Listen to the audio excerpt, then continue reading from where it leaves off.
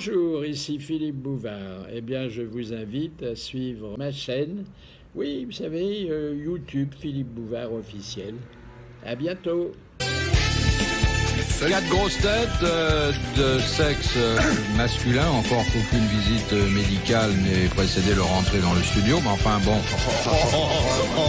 La rumeur publique, qui d'ailleurs propage souvent n'importe quoi, prétend qu'ils sont des hommes normalement constitués. Il y en a un en tout cas qui n'a pas fait son service militaire, je vais commencer par lui, Philippe Castelli. Bravo.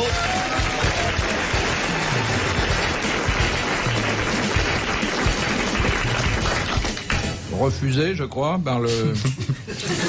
Mais non, parce que... C'était avant votre opération au Maroc? Mais non, je l'ai pas passé, moi. Tout le monde le passe. Ah ben non, vous avez oublié. Mais je suis allé.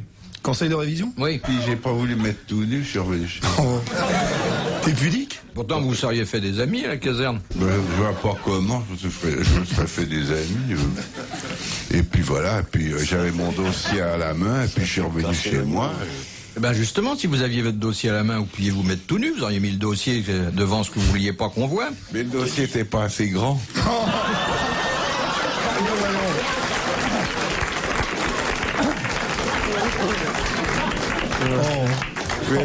Merci beaucoup. Il a rougi.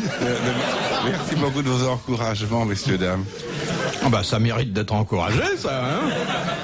Bon, deuxième grosse tête.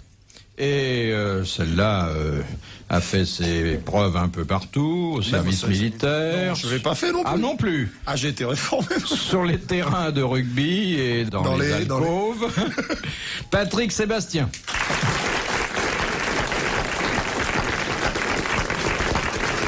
Dans les alcôves. Pourquoi vous n'avez pas fait de service? J'étais réformé. Parce que Faiblesse de constitution? Je sais plus, je peux pas vous le dire. Non, j'avais une entorse à un genou. Les pieds plats?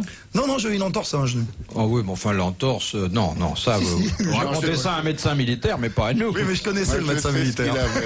Je sais ce qu'il avait. C'était sexuel. Troisième grosse tête. Tu l'as dit maintenant. Et je voudrais louer la décontraction de celle-là, qui tourne le dos au public, se coupe les ongles, et certainement tout à l'heure lavera son petit linge devant vous. C'est l'amiral, c'est Olivier de Kersauzon.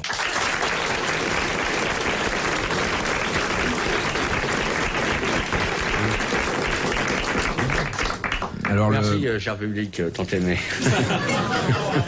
La quatrième grosse tête n'est pas encore là. Non. C'est un garçon qui a toujours été un peu retardé pour son âge.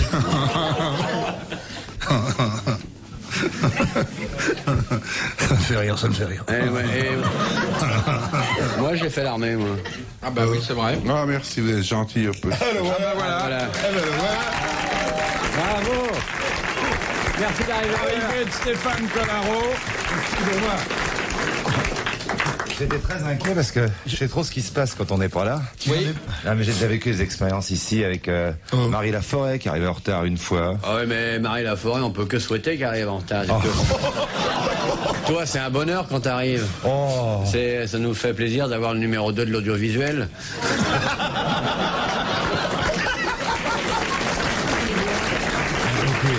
C'est vrai, moi je suis très content de rencontrer le pool leader du petit écran.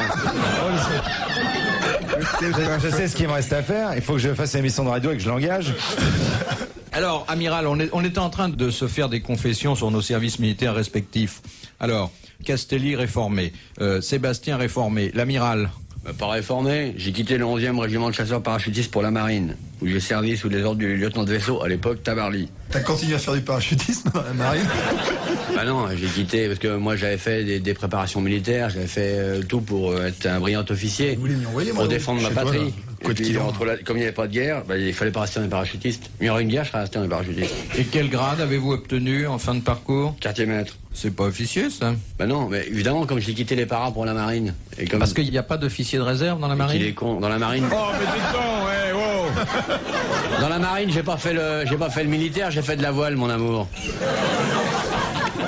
Vous étiez quartier maître dans les parachutistes, alors? Bon, écoutez, quand je pense qu'il a passé son service dans le train, lui, j'ai pas de leçon à recevoir de Bouvard qui était roue de secours pour une mobilette. J'étais tringlo. Le taxi de la Marne du Pont. Hein? J'étais dans le train aussi. Vous étiez dans le train aussi? Absolument. Ah, ben, on aurait pu se rencontrer. T'étais certainement pas dans le génie. Toi.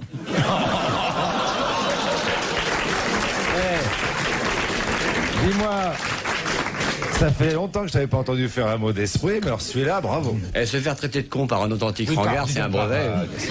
Alors là, franchement. Et vous, je m'inquiète. Stéphane, alors? Dans le train. Dans le train, oui. Ouais. Je croyais que t'étais dans les blindés. Non, dans le premier. Oui, bah, il faut être blindé. C'est quand t'arrives.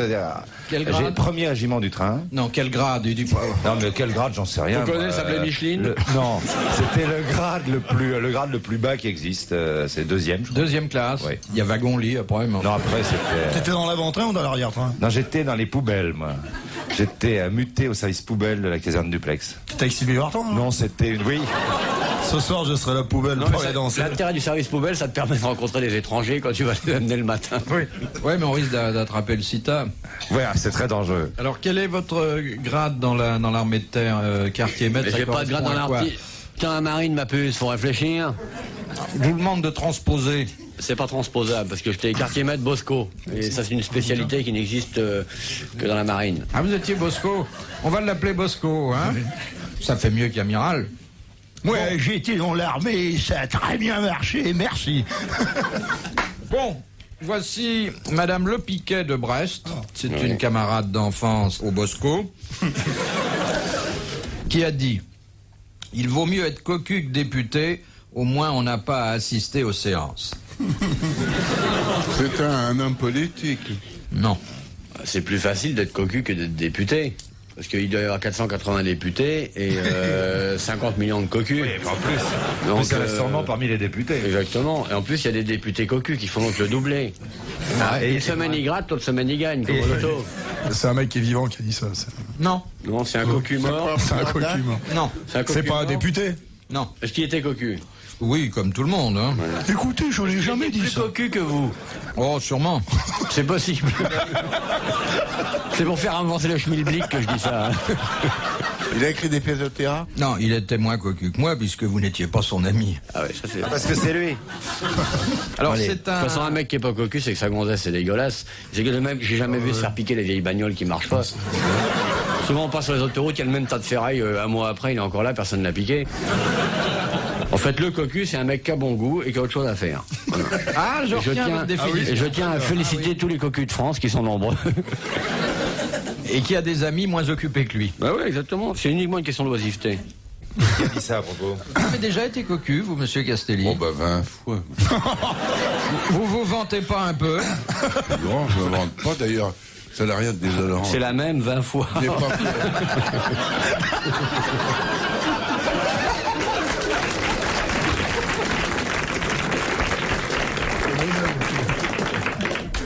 Non, mais Sébastien n'a pas tort. Quoi? Il a dit. C'est pas moi. Il a rien dit. Il a dit c'est la même 20 fois. Ah oui. Il a pas dit que c'était 2 fois les compagnons de la chanson qui étaient venus. Et c'était qui était le responsable de votre infortune? Un con. Ça devait pas la changer.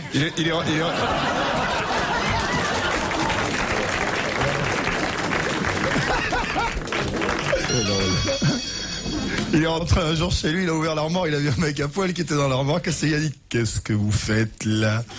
Et le gars, il a dit je chasse les mythes. Et Cassie lui dit dans cette tenue, tout nu. Il a dit oh merde, ils m'ont tout bouffé.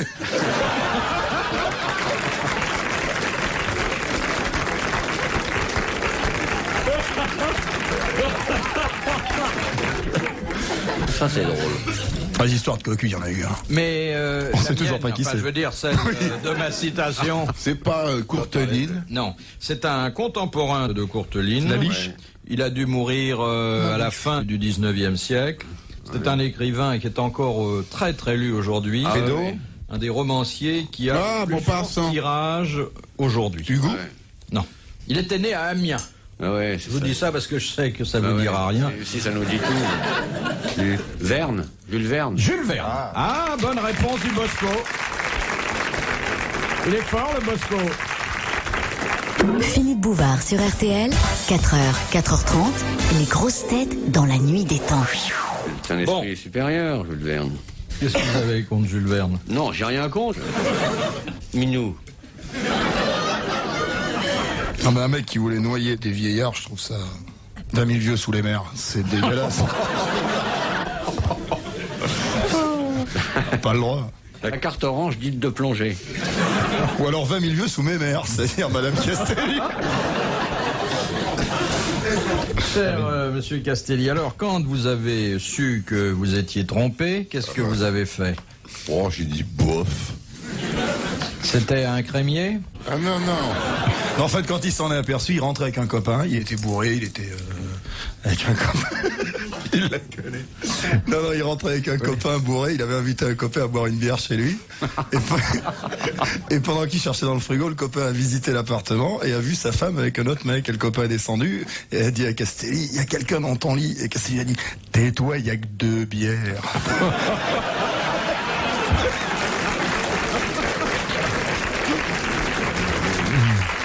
Ah ben je connais toute l'histoire, je connais les 20 fois. Hein. En fait, c'est son meilleur ami qui était parti. Oui, elle est bonne. Non, c'est Castelli qui était parti faire les grosses têtes pendant 15 jours à l'extérieur. Et quand il est rentré, il a invité son meilleur ami à manger avec sa femme. Et une fois qu'ils étaient tous les 3 à table, Castelli a dit, vous êtes bien foutus de moi. Hein. J'étais dans l'appartement en face. Je vous ai espionné. Je vous ai pris des photos, regardez, celle-là sur le canapé, celle-là, voilà, celle-là sur l'armoire et tout. Alors, le copain, il dit, bon alors tu me fais grandir celle-là, celle-là, celle-là.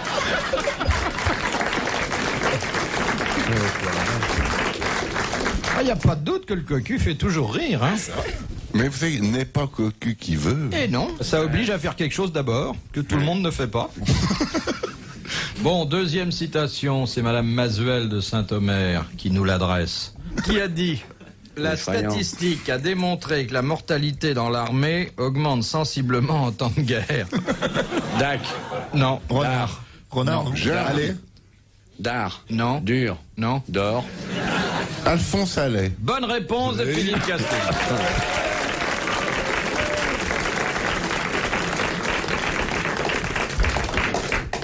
C'est un bouillon de culture, ce type-là. Oui. Vous avez lu Alphonse Allais? J'ai lu comme ça dans les journaux des petits trucs. Bah dans les journaux, c'est pas les journaux d'aujourd'hui. Évian. Parce qu'il écrit plus dans les journaux depuis près d'un siècle, hein. Oui. Mais, donc ça vous était parvenu avec un certain retard, les journaux. Mais moi, les choses me parviennent toujours avec beaucoup de retard. Qu'est-ce que vous tripotez là?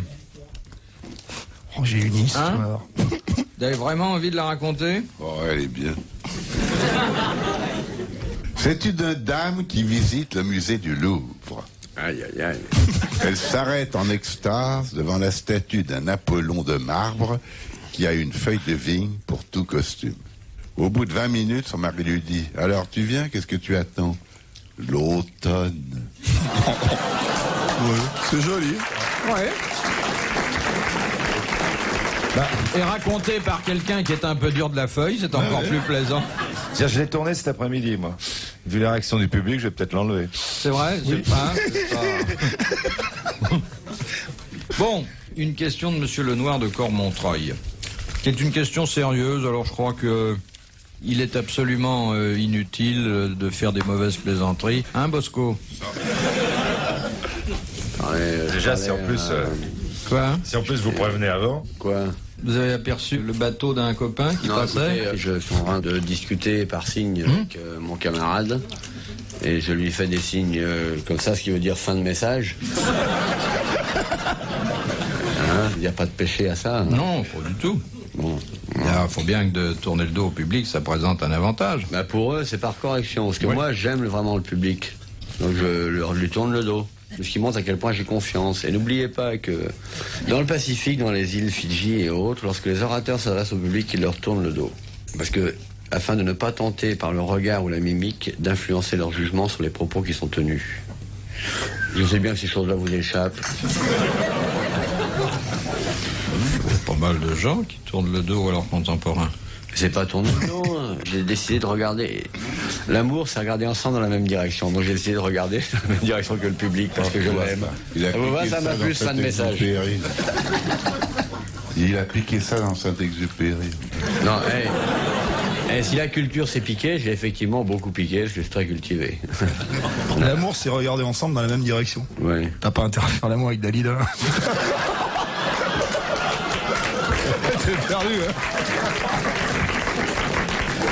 Je sais plus qui tu aimes. RTL, 4h, 4h30, dans la nuit des temps des grosses têtes de Philippe Bouvard.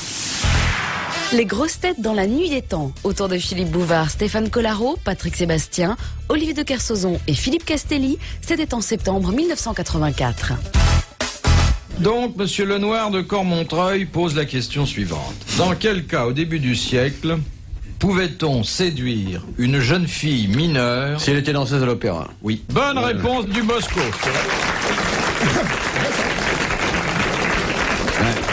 Pourquoi tu crois que les mecs ils raffolaient des danseuses? C'est à cause de ça que tu les as vus. Et ça venait de quoi, ça? C'est pour ça d'ailleurs qu'à l'opéra il y avait autant de tapettes, c'était pour rattraper les petits rats. Ouais. Oh, pardon, excusez-moi. Je retire.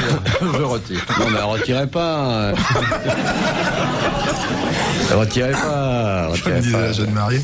Non mais on pensait que ces jeunes filles d'abord étaient là pour le repos du politicien. Et puis avec les exercices, elles étaient plus vierges.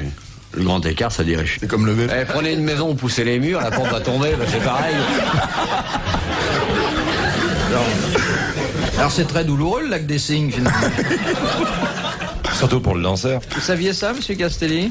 Que c'était dangereux de faire le grand écart? C'est pas dangereux. Oh, Vous n'avez fait aucun écart, vous n'en votre vie. j'ai fait le grand écart. Où? Chez moi. Et ça a marché? Ça fait un mal de chien. Et pourquoi vous faisiez le grand écart chez vous? Bah, comme ça, Pour apprendre à danser, ils s'entendaient sur un acte gratuit. le truc de Tchaïkovski, là, le casse-noisette. S'il voulait avoir un pied sur chaque mur de son appartement.